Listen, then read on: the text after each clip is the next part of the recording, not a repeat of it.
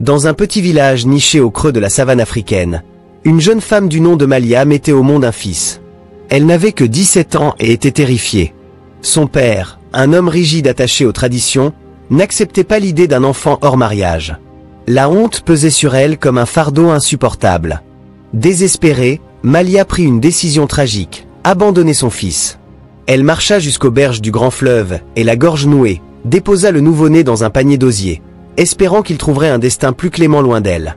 Puis, sans se retourner, elle s'enfuit. La vie de Malia continua, mais son cœur resta marqué par la douleur de son acte. Elle tenta de se convaincre que c'était la meilleure décision. Pourtant, chaque nuit, elle rêvait du cri d'un enfant, perdu dans l'obscurité. Pendant ce temps, le panier dérivait doucement sur les eaux du fleuve. Il fut trouvé par une vieille femme, Mama Fatou, une guérisseuse qui vivait à l'écart du village. Elle prit l'enfant sous son aile et l'éleva comme le sien, lui donnant le nom de Malik. Les années passèrent. Malik grandit sous la protection de Mama Fatou, développant une force et une sagesse remarquables. Doué d'un charisme naturel, il devint un leader parmi les jeunes du village voisin. Un jour, le chef du village tomba gravement malade. Tous les guérisseurs échouèrent à le soigner. Mama Fatou, trop âgée pour voyager, envoya Malik dans la forêt sacrée à la recherche d'une plante rare, herbe de vie. Le voyage fut long et semé d'embûches. Malik affronta des bêtes sauvages, des esprits errants et des rivières tumultueuses. Mais au cœur de la jungle, il trouva la plante précieuse et fit demi-tour. De retour au village, il prépara une infusion et la fit boire au chef. Après une nuit d'agonie, l'homme se réveilla, guéri. Reconnaissant, il voulut récompenser Malik et demanda à connaître son histoire. En entendant parler de son enfance et de la vieille guérisseuse, le chef sentit un frisson lui parcourir l'échine. Il connaissait cette histoire. Il convoqua alors Malia, aujourd'hui une femme mariée et respectée, mère de 2 enfants. Quand elle vit Malik, son sang se glaça. Ses yeux, ils ressemblaient tant aux siens. Le chef posa une simple question. « Malia, cet enfant est-il le tien ?» Elle éclata en sanglots et tomba à genoux. « Oui » murmura-t-elle, brisée. La honte et la culpabilité qu'elle avait enfouies pendant des années ressurgirent, la frappant comme une tempête. Mais Malik, dans son immense sagesse, s'agenouilla devant elle et lui tendit la main. Au lieu du rejet ou de la colère, il lui offrit le pardon, car il savait que la douleur qu'elle avait portée toutes ces années était un châtiment bien pire que la mort. Le village, témoin de cette scène, apprit une grande leçon ce jour-là. Le pardon et l'amour sont plus puissants que la honte et la peur. Malia et Malik, unis par le sang et le destin, décidèrent de reconstruire leur lien, brisant ainsi un cycle de souffrance pour une nouvelle ère de lumière et d'espoir. Malia, submergée par les émotions, pleurait sans retenue. Tout le village observait en silence.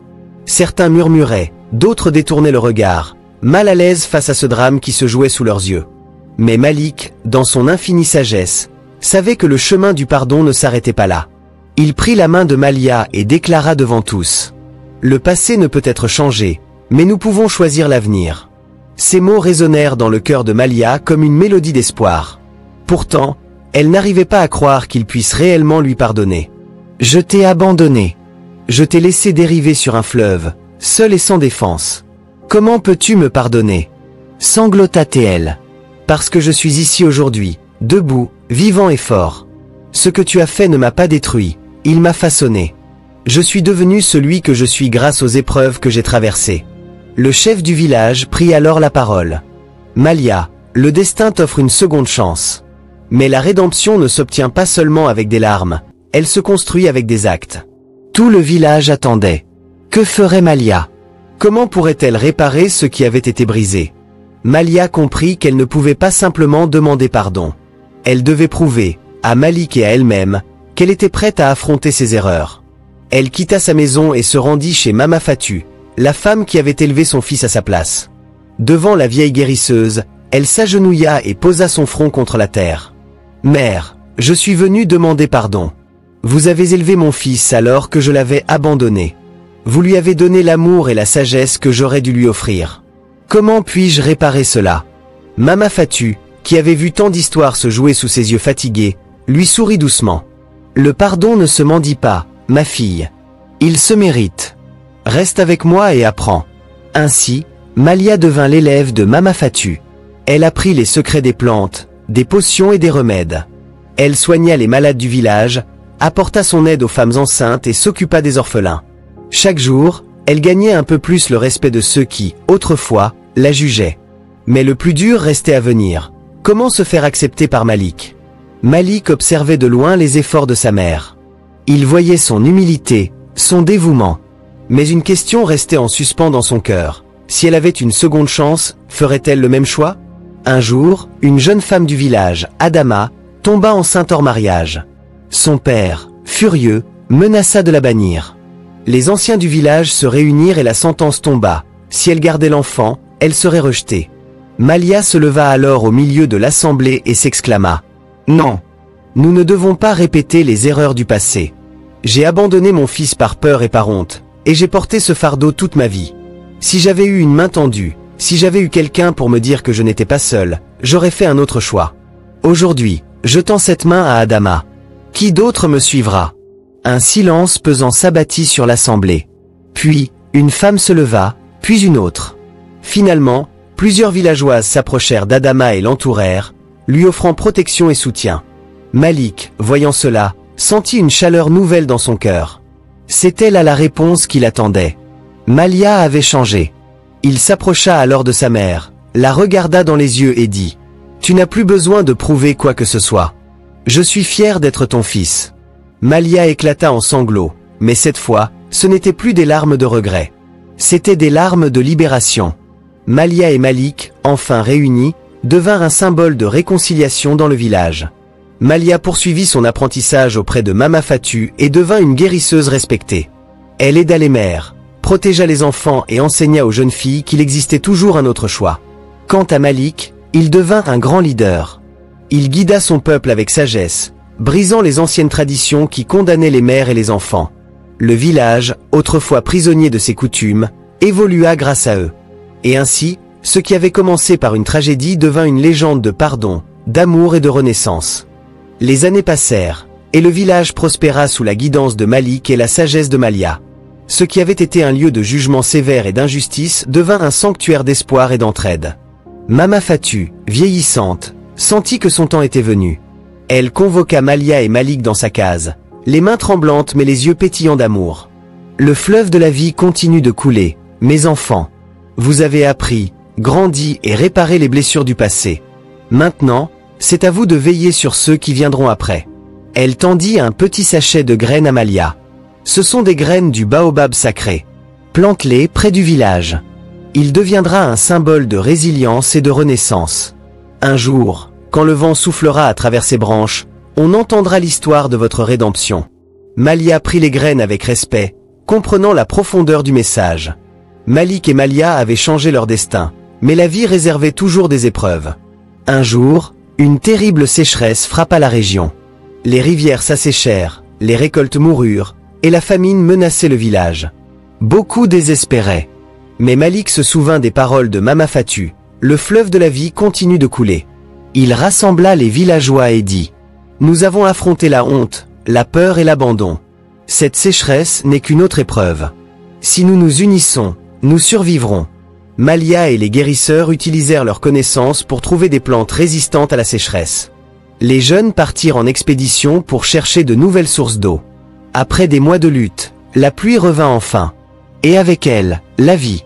Le baobab que Malia avait planté commença à grandir, symbole de leur persévérance. Les années passèrent. Malik eut des enfants, et Malia devint une grand-mère respectée. Chaque soir, elle s'asseyait sous le grand baobab et racontait son histoire aux jeunes du village. Un jour, j'ai fait un choix que je croyais être le bon. Mais j'ai appris que la peur nous aveugle et que l'amour est plus fort que tout.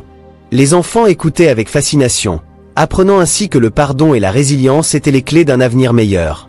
Un soir, alors que la lune éclairait doucement le village, une petite fille s'approcha de Malia et lui demanda: « Mamie, si tu pouvais retourner en arrière, abandonnerais-tu encore Malik ?» Malia sourit tristement et caressa les feuilles du baobab. « Non, mon enfant. Mais je n'ai pas besoin de retourner en arrière. Parce qu'aujourd'hui, il est là, et c'est tout ce qui compte. » Sous le grand arbre, une légende était née, et elle serait racontée encore et encore, tant que le vent soufflerait dans ses branches. Des années plus tard, une grande sécheresse frappa à nouveau la région. Mais cette fois, le village était prêt. Grâce aux enseignements de Malik et Malia, il prospéra malgré les difficultés. Le baobab sacré, devenu gigantesque, se dressait comme un gardien, veillant sur le village. On disait que si l'on posait l'oreille contre son tronc, on pouvait entendre l'écho d'une voix sage murmurant « Le fleuve de la vie continue de couler ». Et ainsi, l'histoire de Malia et Malik ne fut jamais oubliée. Les générations se succédèrent, mais l'histoire de Malia et Malik resta gravée dans la mémoire du village. Sous le baobab sacré, les anciens racontaient leurs légendes aux enfants, leur enseignant que l'amour, le pardon et la résilience étaient les forces les plus puissantes du monde. Malik, désormais un homme d'âge mûr, avait vu son village prospérer sous sa direction. Il avait appris que le véritable leadership ne résidait pas dans la force, mais dans la sagesse et l'humilité. Malia, de son côté, était devenue une figure vénérée, une guérisseuse dont la simple présence suffisait à apaiser les âmes troublées. Mais malgré toutes ces réussites, un dernier défi attendait Malia, une ultime épreuve que la vie lui réservait avant son départ. Un soir, alors que le soleil rougeoyant disparaissait derrière l'horizon, un étranger arriva au village. Son visage était marqué par les épreuves, son regard hanté par un poids invisible. C'était le père de Malia. L'homme, qu'il avait autrefois rejeté et contraint à abandonner son enfant, était maintenant vieux et fragile. Il marchait avec difficulté, soutenu par un bâton taillé à la hâte. Les villageois murmurèrent en le voyant s'approcher du baobab sacré. Il se tint devant Malia, les yeux pleins de larmes retenues.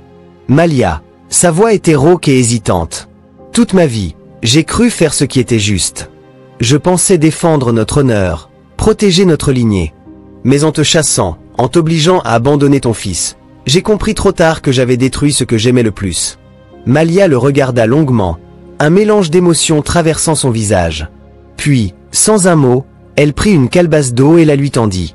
L'homme hésita, puis but lentement, l'eau fraîche coulant sur ses joues ridées. « Tu es revenu à moi non pas comme une fille perdue, mais comme une femme que tout un peuple respecte, » dit-il, la voix brisée. « Me pardonneras-tu » Un silence profond s'installa.